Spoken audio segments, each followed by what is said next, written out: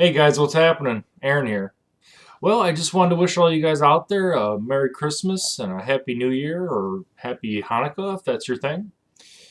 We've come to the last review of the 2016 review season, and I'll be reviewing Legend of Zelda Ocarina of Time. This is another one of the big reviews I've been looking forward to doing for quite a good while, I'd say.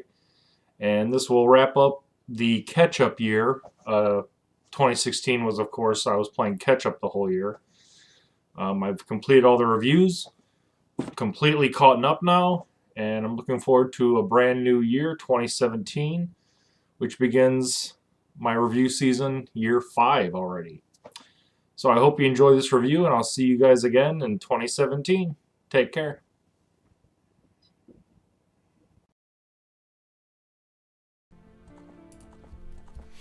Oh boy, we get to this beast. When I originally started doing these reviews, there were a handful of games I listed as must review. These usually encompass my favorite games of all time.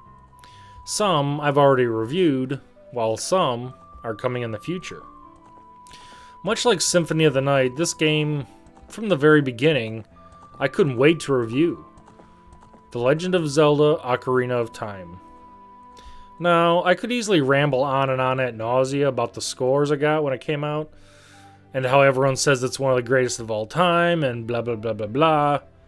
I'm just going to review it Aaron style. Released in 1998 on the Nintendo 64, I remember Ocarina of Time actually being one of the very first games I owned for my N64. Besides GoldenEye and F-Zero, of course. And it's strange because I'd never really been a big Zelda fan up until then. So I couldn't tell you exactly why I picked it up in the first place. Awesome press and advertising, maybe? I mean, I played the original growing up on the NES, and A Link to the Past on the Super Nintendo, but that's it. Anyways, I ended up buying it, and the rest, as they say, is history. I had become an actual fan. But why? Why is it this game and not those that came before it that struck a note? Specifically, I couldn't tell you, but maybe during the course of this review, we'll find out why. Side note, while I was almost 17 when the game came out, many things about the game I didn't realize till later in life. I had misunderstood. I'll try to point these out along the way.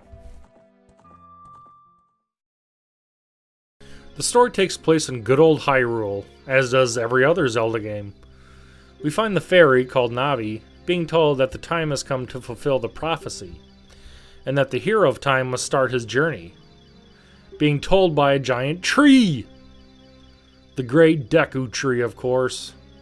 So Navi takes off for Kokiri Village, home of the Kokiri, small, childlike people.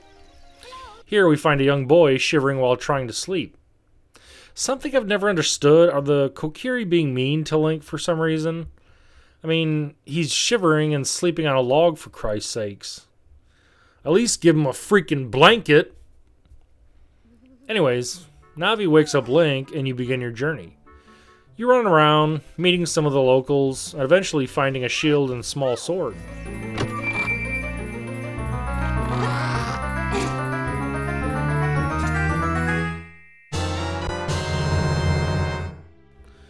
You arrive at the Great Deku Tree, and he asks Link to venture inside him, to remove a curse placed on him. Link is victorious, but it's too late. The damage is done. In his last moments, the Great Deku Tree explains to Link the history of Hyrule, what the Triforce is, and that an evil man named Ganondorf, hailing from the Gerudos, wants to take possession of it. Turns out that Link is the fabled hero of time, and it's his destiny to defeat Ganondorf and restore peace to Hyrule. In order to help, he bestows upon Link the spiritual stone of the forest, one of 3 keys needed to unlock the gates to the Sacred Realm, where the Triforce is located. With that, the Great Deku Tree withers and dies. Before leaving Kokiri Village, Link is given the Fairy Ocarina and taught a song by one of his friends. He departs for Hyrule Castle. After sneaking into the castle with the help of a chicken, you meet Princess...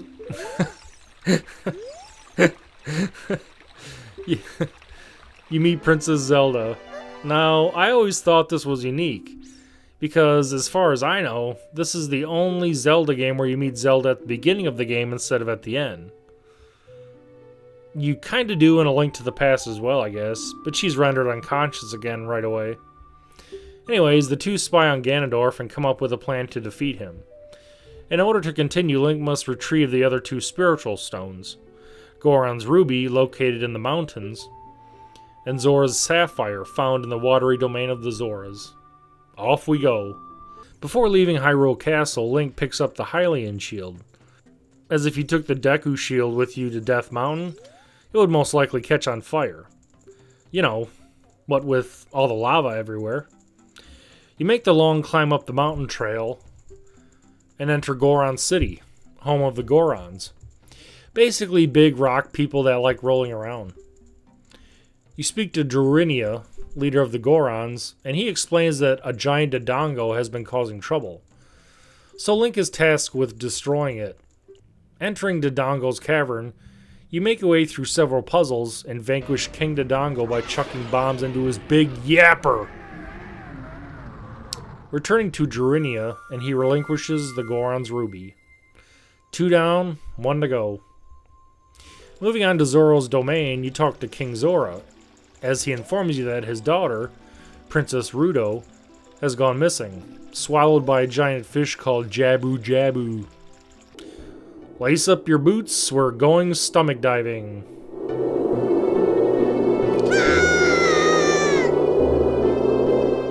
This mini dungeon isn't too bad, except that once you find Princess Ruto, you have to carry your lazy ass all the way back out again.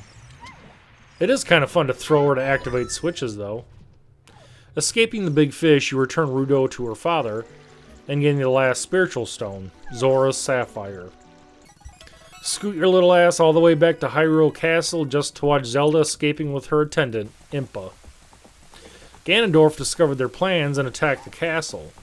Before disappearing, Zelda throws the royal family's hidden treasure, the Ocarina of Time, into the castle moat to keep it away from Ganondorf. Link runs into Ganondorf and gets owned, as Ganondorf continues his pursuit of Zelda. Link retrieves the Ocarina and by using the 3 spiritual stones, opens the door to the Sacred Realm, located in the Temple of Time after learning the Song of Time. He approaches the Master Sword, stuck in the pedestal of time. Upon drawing it, shit goes down, and Link is sealed inside the Sacred Realm. Unbeknownst to our hero, Ganondorf had followed Link into the Temple of Time, and with the gateway open, attempted to steal the Triforce. It sensed his evil nature and basically destroys Hyrule, turning it into a desolate wasteland, of which he crowns himself king. Link remains trapped in the Sacred Realm for 7 years, as he wasn't old enough to properly wield the Master Sword. See, again, as a young adult, I just always assumed Link was just warped into the future, like, instantaneously. It took me years to actually realize he was kept in stasis, so he could become an adult and defeat Ganondorf. Rauru, a sage, awakens Link and gives him the rundown on what's going on. He says the only way to beat the King of Evil is to awaken the other 5 sages, of which there are 7 total, located in the 5 dungeons across Hyrule. At this point, I've always felt, even way back in the late 90s, that this point is where the actual game begins, and everything before it was just one long prologue, so to speak. Your first destination is the Forest Temple. Now, since every temple in the game is primarily designed the same way, i.e. shoot this, push that, press on this, find the dungeon map, find the compass, get the boss key, kill boss, I'm not going to be going into every little detail about every dungeon. More of a broad, encompassing breakdown. Dungeons in the game are designed very well, in that you do need to use your noggin to figure them out, but they're not overly difficult. The 5 dungeons in the game are, in sequence, Forest, Fire, Water, Shadow, and Light. Or, in the game, Spirit Temple. The Forest Temple is great for beginners as you learn the basics of puzzle solving, And how many, if not all the dungeons, really abuse backtracking to a fucking T? I mean, backtracking is fine if it's like a Metroid game with one contiguous world. But in Zelda games, I normally prefer them to be more linear, as excessive backtracking can be very frustrating. That was one of the main things about the series' shift into 3D, is that more times than not, you continually return or cross over the main area just at different heights. Anyways, you locate the dungeon map, which gives you a generalized layout of said dungeon, and then, normally, you can acquire the compass, which shows you the remaining treasure chests in said dungeon as well. Each dungeon also normally includes gaining a certain item, like a new shield or weapon, usually needed for storyline progression. Upon gaining the boss key, you are ready to face your first boss. Well, first dungeon boss, Phantom Ganon. It's a fun fight, because as he rides from painting to painting, there's fake versions of him that, if you're not paying attention, can drag the fight out or possibly get you killed. Nevertheless, you have your trusty fairy bow and vanquish him. You pick up a full heart piece, raising your life by 1 heart, and step into the blue portal. You're transported to the spiritual realm, where the next sage is awakened, in this case Saria, who also taught you your first warping song on the ocarina. You're presented with a medallion representing the dungeon you've just finished. I always like this little part when you get the medallion because it reminds me of growing up. And I've always liked the music in this part of the game. It's like a little victory tune. You'll return to Hyrule and the adventure continues. Along those lines, it's basically at this point that Epona, more or less, becomes useless for the most part if you picked her up earlier, as you can use the ocarina to warp around Hyrule at your leisure. Next up is the Fire Temple, high up in Death Mountain Crater. Same dungeon mechanics, but make sure you pick up the Goron Tunic first, otherwise the extreme heat levels will slowly kill you. You can obtain the Megaton Hammer here, and after defeating Volvagia, a fire dragon, Jarunia is revealed to be the Sage of Fire. Onwards. Now, normally, if you've played through the game before, you know that the Water Temple is next. Fucking hell, the Water Temple. This, and I don't think I'm alone on this one, has to be one of the biggest pain in the ass dungeons that has ever been put into a Zelda game. I mean, like, ever. Ask anyone who is a fan of this game, and it'll invariably come up. The Water Temple blows. So, I've decided to not even bother showing it. Yep. I'm omitting the Water Temple from this review. Fuck the Water Temple! Because I hate playing through it so much, I'm sure as hell not going to waste any time talking about it. You gain the Iron Boots, Long Shot, and Blue Fire spell through beating it. There. Easy peasy. Next up is Shadow Temple, whose entrance is found in the graveyard. Nothing really noteworthy in that one either, so I'm skipping it too. The only items found related to this dungeon are the Lens of Truth, which lets you see invisible stuff, and the Hover Boots, which do look kind of cool, what with the wings on the side. Princess Ruto and Impa are the 3rd and 4th sages to be awakened. Lastly, we arrive at the Spirit Temple, or I just have always called it the Light Temple. I'm not really sure why Nintendo didn't use an elemental name, as are all the rest besides Forest and Shadow. It's located out in the middle of the desert, and you'll be picking up the Mirror Shield here. Yay! The Mirror Shield is awesome!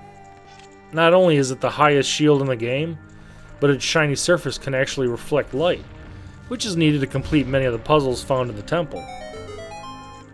You awaken the final sage, Naburu, and then return to the Temple of Time, where you meet Sheik, the mysterious person who has been randomly visiting you throughout your journey. It's then revealed that Sheik is actually Princess Zelda. Ta-da! And is also the seventh and leader of the sages. This happy reunion is short-lived, unfortunately, as Ganondorf traps Zelda in a pink crystal and transports her to his castle, floating on this giant island thingy.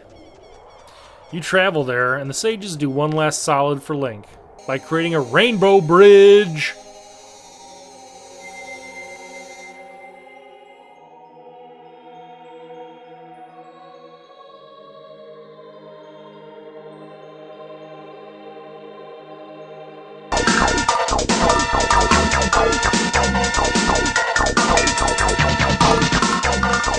You head inside and come to find that the inner part of the castle has been sealed off with a force field, being generated by 6 smaller dungeons.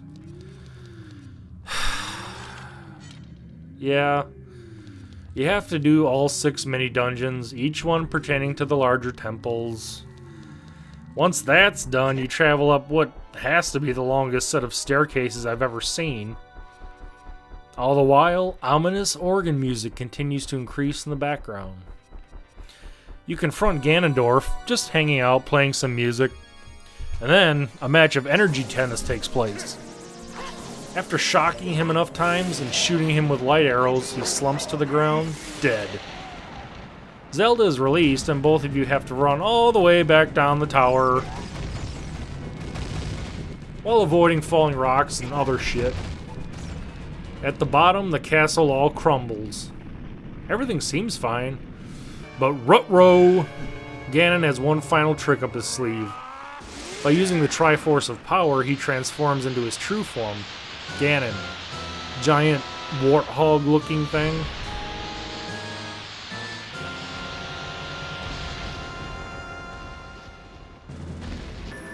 You take him down, and while Zelda uses her power to hold him down, you jam the Master Sword right into his fucking head. Jeez. Nintendo was really lax for the violence in this game. Anyways, that's it. Mission accomplished, as Rambo would say. Zelda thanks Link for his courage, and actually sends him back in time 7 years, so he can grow up again, normally. Aww. Speaking of Ocarina of Time on a technical level, I'd say at this point that it's mainly 50-50. The graphics haven't aged as well as we'd all like to think, but they do possess a certain nostalgic factor for those of us who grew up with the N64. Let's be real, this game is almost 20 years old already, and it shows. While character models are nicely done for the time, the environment does leave a lot to be desired in retrospect. Many of the textures are very low resolution, and even much of the environment geometry is clearly visible as being very simple and blocky. I haven't played the remaster on the 3DS yet, but I've heard quite a few good things. It's simple, it's a shortfall, but it's okay. The characters being emotive can be somewhat bland, but again, it's accepted. The sound is overall pretty good too. The music is very memorable, but again, they're mostly generic sounding, except for the Spirit Temple. That track has always stuck with me, I think because of the strong Spanish influences. The sound effects have also stuck with me. And no, I don't mean Link's constant squawking while tumbling around everywhere.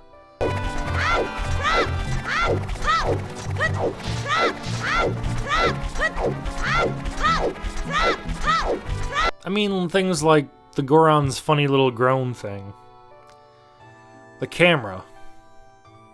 Oh, fuck me running. The camera!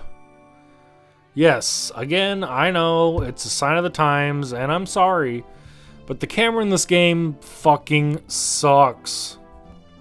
You have to constantly recenter the camera in order to see what you're doing, or to see what's coming. And it's not like this game, makes sense in how it's designed in regards to the camera. It'd be a different story if the levels and environments were all designed in 90-degree angles, but it isn't. It's been mentioned before, but this game also has pacing issues. The beginning is very heavy in dialogue and story exposition, but after you warp to the future and commence in retrieving the spirit medallions, the story basically stops. There really isn't any more storyline-wise until you release the final sage and head towards Ganon's castle. The majority of enemies are modeled nicely, although some don't make sense. Things like this giant helicopter pineapple thing, which, even to this day, I have no damn idea what it is or what its purpose is. Overall, Legend of Zelda Ocarina of Time is considered by many to be one of the greatest games ever made, let alone in the Zelda universe. I know personally it was at the top of my list for many years, until Skyward Sword dethroned it. It has many redeeming values as a whole, but it does have its shortcomings, and I feel compared to newer entries in the series, doesn't stand up that well. As previously mentioned, Ocarina of Time was re-released on the Nintendo 3DS as Ocarina of Time 3D. And while I didn't play it when I owned my 3DS, it does feature quite a massive visual update. Not sure if the doofy camera angles were fixed, but I would assume so. In the end, how you view Ocarina of Time is up to you. These have just been my opinions and thoughts on one of the best adventures I remember from my late teenage years. It's a classic. Thanks for watching, thanks for subscribing, go check it out.